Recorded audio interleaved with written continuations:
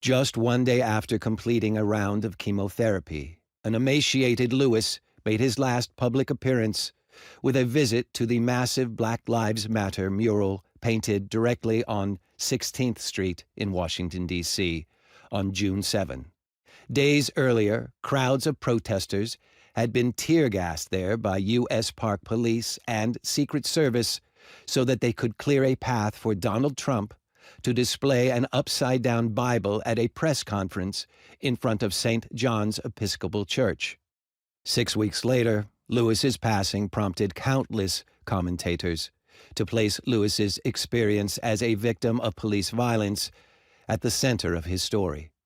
Television coverage of his death almost invariably featured footage of law enforcement officers assaulting Lewis and his fellow protesters in Selma at the foot of the Edmund Pettus Bridge.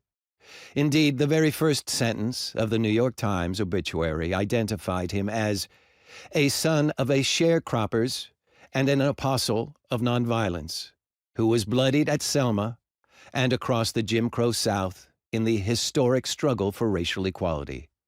Likewise, the opening line of the Washington Post obituary described Lewis as a civil rights leader who preached nonviolence while enduring beatings and jailings during seminal frontline confrontations of the 1960s.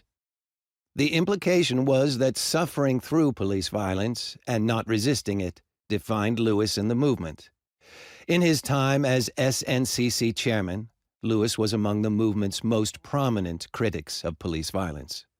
Curiously, when he passed, almost no one remembered him that way, though recollections of Lewis made liberal reference to ongoing Black Lives Matter protests